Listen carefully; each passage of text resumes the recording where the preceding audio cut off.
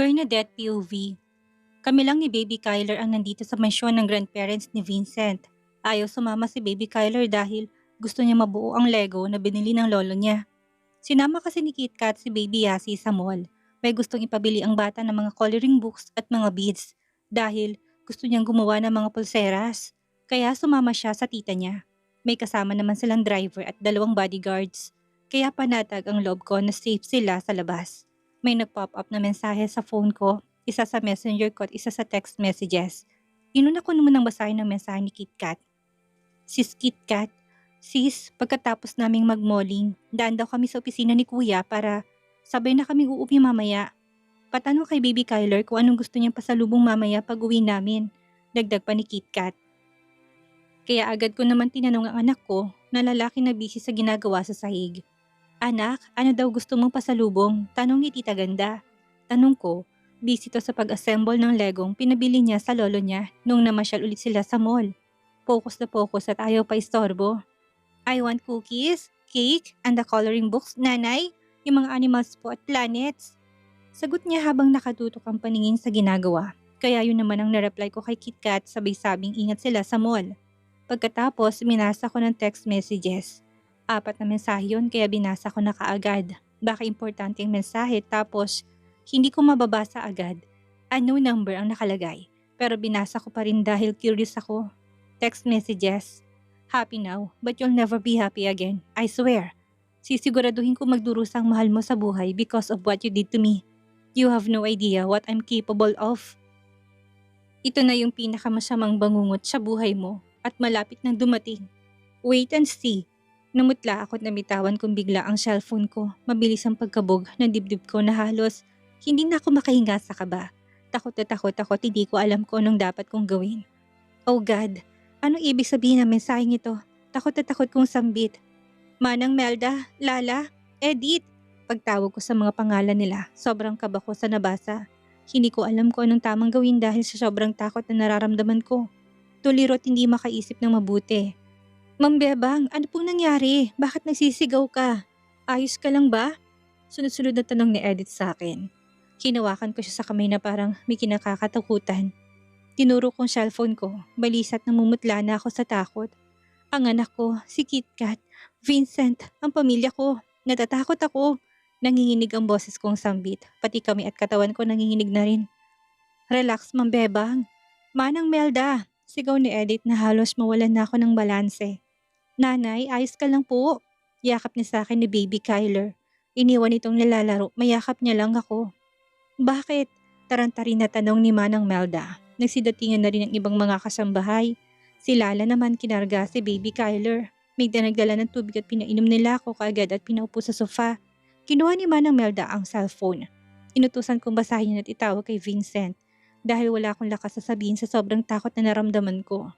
Diyos ko mahabagin. Bulalas ni Manang Melda na parang pati siya natakot sa nabasa. Napasinghap ang mga kasambahay at ang isa ikaga na tumawag sa opisina ni Vincent. Hello, hello, rinig ko na bigkas ng isang kasambahay. Yes po, opo, si Sir Vincent po. Importante lang po ito sir, si Ma'am Bebang kasi halos simatay na sa natanggap niyang mga mensahe po. Sa unknown number, mas mabuting malaman kaagad ni Sir Vincent ito bago pa mahuli ang lahat, sabi ng kasambahay. What is happening here? Napalingon pa silang lahat sa nagsalita. Si Lolo, nakauwi na sila ni Lola. Pero si KitKat at Baby Yasi wala pa. Pero ang sabi kasi ni KitKat, dadaan sila sa opisina ni Vincent. Don Agustin, Ma'am Helen, bulalas ng ibang kasambahay, sabay bati nila sa mag-asawa. Nag-aalala po kami sa Don. Sa pagsigaw ni Ma'am Bebang kaya napatakbo po kami kaagad dito sa isang kasambahay. Ma'am, tatawag daw po si Sir Vincent sa cellphone mo po. Pagbabalita na nasa telepono. Bago nito binaba ang hawak na telepono, inabot agad ni Manang Melda ang phone ko. Tumatawag na nga si Vincent, sumenyas naman si Lola na bumalik sa trabaho ng mga kasambahay. Yumakap agad si Baby Kyler sa mga lolo't lola nito. Kababasa ko lang ang mga mensahe niyan bago ko nireplyan si KitKat. Kasama mo na ba si KitKat at Baby Yasi? Kabado kong tanong. On the way na sila dito mahal. Don't panic. Everything will be okay. Sagot ni Vincent. Pinapakalma niya ako pero hindi ko alam paano kumalma. Paano kung target nila ang anak ko? O ang pamilya ko sa Pangasinan? Hindi ko kakayanin na may masaktan man lang sa miyembro ng pamilya ko. What happened, Iha? Nag-aalala na tanong ni Lola. Takot at pangambang nararamdaman ko sa oras na 'to. Halos hindi ako makapagsalita dahil sa naramdaman kong pag-alala sa anak ko at kay KitKat, lalo ng pamilya ko sa probinsya. Nakatanggap ako ng mensahe na may pagbabanta. Natakot po ako na baka isa sa pamilya ko madamay. Naluluha akong sambit. Pinakita ko sa mag-asawang natanggap ko mensahe. Pati sila natakot at nangamba sa mensaheng nabasa nila. Wala naman akong pinagbigyan ng number ko. Bago lang itong binili ni Vincent sa akin. Sabi ko pa. Kinonta ko na si KitKat pero hindi ito sumasagot sa tawag ko. Lalo ako nag-aalala. Kaya hinayaan ko na muna tatawag ulit ako mamaya. May nag-pop up naman na text messages. Ayoko sanang basahin kaso mga kamay ko kusang gumalaw. Boom! Halos mapatalon ako sa kaba at takot. It's party time. Nanginig ang mga kamay ko sa takot. Halos mawala na sa katinuan ng utak ko sa posibleng mangyari. Lord God, please palakasin mo loob ko. Alisin mo po sana mga negatibo sa utak ko. Lumuluha akong panalangin. Huminahon ka iha, alalay sa akin ni Lola. Ibang nasa isip ko sa mensaheng ito, Lola. Sabay pakita ko sa text messages. I-forward mo lahat ng mensahe at number kay Vincent at sila nang bahalang mag-trace sa number niyan, iha. Sabi naman ni Lolo at may tatawagan lang daw ito. Pero rinig ko na tumunog ang phone ni Lolo kaya sinagot nito kaagad. What? Damn! How is KitKat and Baby Yasi? Malakas sa sigaw ni Lolo. Are they okay? They are safe? What? Sigaw ni Lolo ulit. Tumayo na kami ni Lola at lumapit kay Lolo na halos mag-hysterical na siya kausap sa phone. Ano pong nangyari, Lolo? Kinakabahan kong tanong. Pero sa menyas siya sa kami nito na mamaya o wag nang maingay, wag magsalita kaya tumahimik ako pansamantala. Kinakabahan ako at nanginginig ang katawan sa takot at pangamba. Nanay, huwag ka nang iiyak. Upo ka dito, nanay. Hila sa akin ni Baby Kyler. Sabay pa niya kaming hinila sa kamay ni Lola Helen. Yumakap na muna to kay Lola bago siya yumakap sa akin. Napasa po sa ulo si Lolo nang mapaupo sa single sofa. Mukhang problemadong itsura. Lolo! Tawag ko. Marahang lumingon siya sa gawin namin. Balisa at puno ng pag-alala ang mukha nito. Ano pong nangyari? Safe bang anak ko, Lolo? Si KitKat? Tanong ko. Unti-unti nang lumalakas ang tibok ng puso ko sa kaba at takot. Please God, halos mawalan ako ng hininga ng umiling-iling si Lolo Agustin. May masama bang nangyari sa dalawa kong apo Agustin? Malakas sa tanong ni Lola. I don't know, nagkagulo sa mall. Binaril ang dalawang bodyguards na kasama ni KitKat at Baby Yasi. Ang dalawang apo natin na baril? May tama, kamusta sila? Sunod-sunod ang tanong ni Lola na halos mag-hysterical na rin. Tinangay. Tinangay? Sabay panisigaw namin ni Lola, napatayo ako sa gulat at takot sa narinig. Nakita ng driver ko na tinangay nila si KitKat at Baby Yasi. Marami sila at pati ang ilang security guards sa mall ay napaputukan ng bala ng baril. May mga nadamay pa at sugatan, ayon sa balita sa akin ng driver ko. Diyos ko, bulalas ko. Nanghina biglang katawan ko sa balita. Ang anak ko, hindi ko na mapigilan ng hindi umiyak. Nanay, bakit po? Ano nangyari kay Yasi? Tanong na rin ni Baby Kyler. Na-curious na yata dahil sa pag-iyak ko. Pero imbis na sagutin ko ang tanong niya, niyakap ko na lang to. Alam na ba ni Vincent? Rinig kong tanong ni Lola kay Lolo Agustin. Tinawagan raw niya muna si Vincent bago ang enkwentro sa mall. Bago niya ako tawagan, let's hope na safe ang dalawa nating apo. Kabado na sagot ni Lolo. May nagmamanman kaya sa amin, kaya kaagad nilang nalaman kung nasaan si KitKat at ang anak kong babae. Sabi ko, kaya pala hindi nila sinasagot ang tawag ko. May masama na palang nangyayari sa kanila. Panginoon, please, huwag mo po sanang hayaan na saktan nilang anak kong si Baby Yasi. Ang bata pa po niya para makaranas ng ganitong karahasan. Ligtas po sanang magtita. Ikaw na pong bahala sa kanila, o Diyos ko. Lumuluhang sambit ko. Naghintay kami ng balita kay Vincent pero paggabi na wala pa rin itong tawag at hindi matawagan ng phone niya. Doble ang pag-aalalang nararamdaman namin. Tumawag na rin si Lolo sa kapatid niyang nasa itaas ng tungkulin sa pulisya para magpatulong. Sinabi ni Lolong lugar kung saan nakidnap ang apo niyang si KitKat at ang apo nito sa tuhod na si Baby Yasi. Agad naman silang gumawa ng aksyon para mahuli kaagad ang salarin. Halos ayaw kong kumain at nakatitig na lang sa cellphone na hawak ko kung may tatawag o mensahe si Vincent. Pati ito walang paramdam at sobrang nag-alala na ako sa kanila. Hating gabi na pero wala pa rin itong tawag. Naiiyak na naman ako sa sobrang pag-alala sa mag-ama ko at kay KitKat. Vincent POV. Nagulat ako nang bigla na lang pumasok sa opisina kong sekretary ko nang hindi man lang kumakatok. Sir, pasensya na po pero emergency po. Tumawag ang kasambahay ng grandparents mo at sinasabing nagpanik attack ang asawa mo. What happened to my wife? Agad kong tanong. Kinabahan na ako bigla sa balita ng sekretary ko. Minatanggap raw po siyang mensaheng pagbabanta sa pamilya niya. Tawagan mo na siya, sir. Sabi nito. Tumango ako at kinuha ang phone ko. Agad kong tinawagan ang number ni Bebang. Kahit ako ay kinabahan at natakot sa anumang nangyari sa pagbabanta niyan. Don't panic, mahal. Everything will be okay. Pangalo ko kay Bebang. Ramdam na ramdam kong panginginig ng boses nito dulot ng takot at kaba. Send me all the messages and the unknown number. Huwag kang mag-alala, safe ang anak natin at si KitKat. Paparating na raw sila dito sa opisina ko, sabi ko pa. Nagpaalam na ako at kinonta kong kakilala kong hacker para matrace ang number na gamit ng kung sino mang hinayupak na yon. Habang binabasa ko mga pinasa sa akin ni Bebang ng mga text messages, sobrang ng kaba ko at takot sa dibdib ko. Nasa isip ko, isa lang may pakana nito, si Clarence. Humanda ka kapag napatunayan kong ikaw ang may gawa nito. Huwag na huwag mong matatakot ang asawa ko, gago ka. Tayong magtutuos. Gigil kong sambit. Na-forward ko na sa kakilala ko mga pinasa sa akin ni Bebang na may matanggap naman akong tawag mula sa driver ni Grandpa. Yes, Manong, may problema ba? Tanong ko kaagad, boss, nagkagulo dito sa mall kung saan kami nagpunta nila Ma'am KitKat. May mga putukan, sir, at nakita kong tinangay ng mga nakabunot na lalaking anak mo si Ma'am KitKat. Taranta nitong pagbabalita. What the heck? Sigaw na mura ko. Napatayo akong bigla sa upuan at naglakad-lakad na hindi mawari ang dapat gawin. Ang mga bodyguards na kasama nila KitKat, kabado kong tanong. Hindi ba nila pinroteksyonan ng anak ko at ang kapatid ko? Galit na sigaw ko.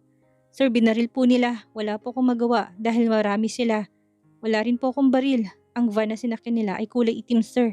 Pero walang plate number, sabi nito. Faster, sundan mo sa sasakyan habang hindi pa nakakalayo. Utos ko. Copy, sir. Pinatay ko ng tawag at taranta na ako kung anong dapat kong gawin.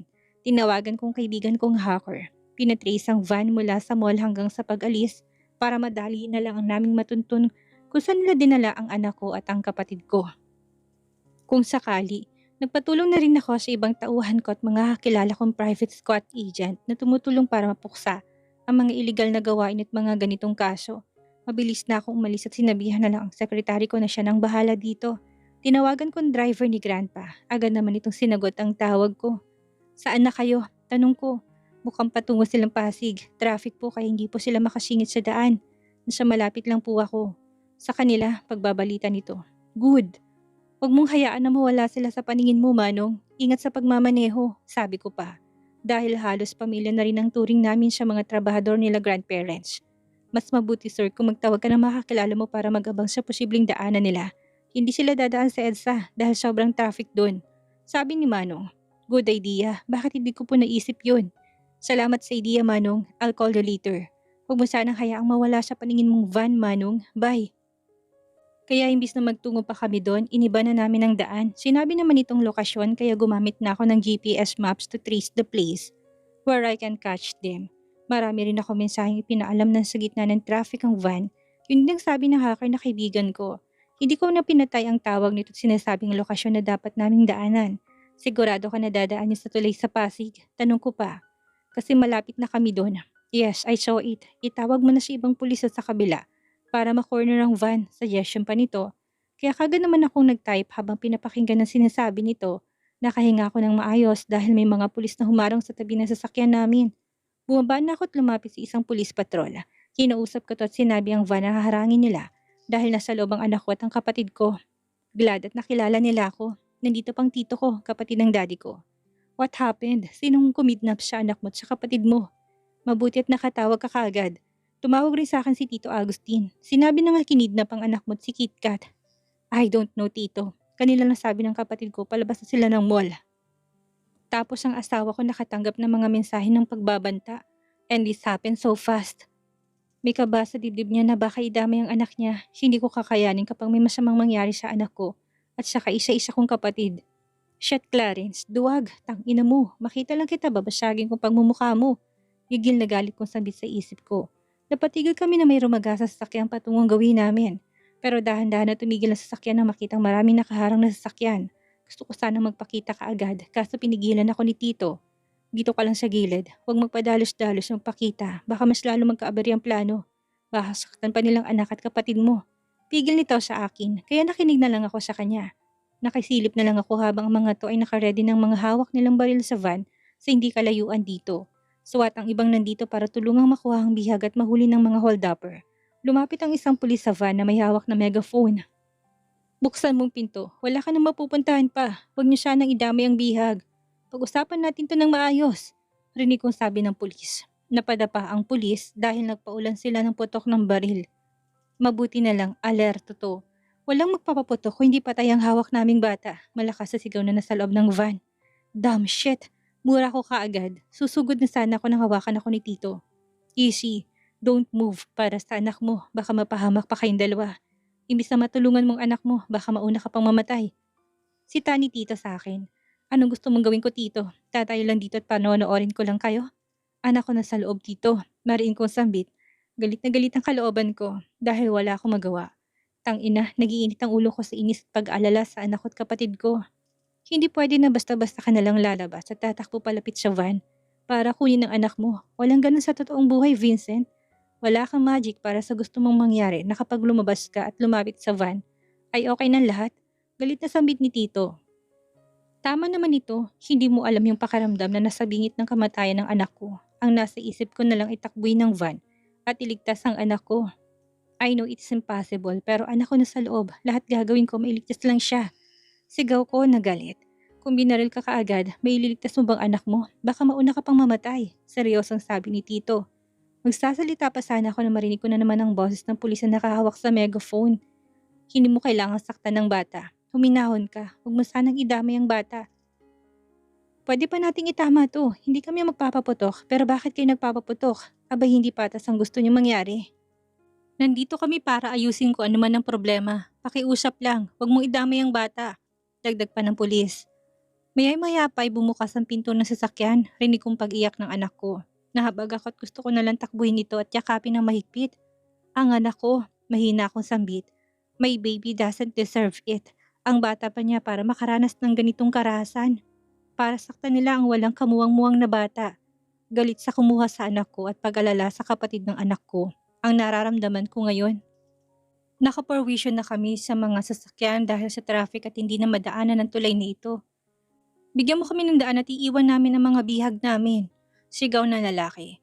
Kumulo agad ang dugo ko na marinig kong boses ng gagong kaibigan ko. Nanginig ang kalamnan ko sa galit at gusto ko na lang sugurin ang gagong ito. Nakapiring si KitKat at ang anak ko hindi. Baligtad yata ang ginawa nila. Unang binaba nila si KitKat na nakatali ang mga kamay. Na pati ang bagang ako na basta na lang nila itinulak sa semento ang kapatid ko. Mga putang ina nila. Pero ang anak ko hawak pa rin ni Clarence. Sa galit ko, bigla akong lumabas sa pinagtataguan ko. Mabilis na tumakbo palapit sa kanila at hindi ko na naisip ang anumang mangyayari.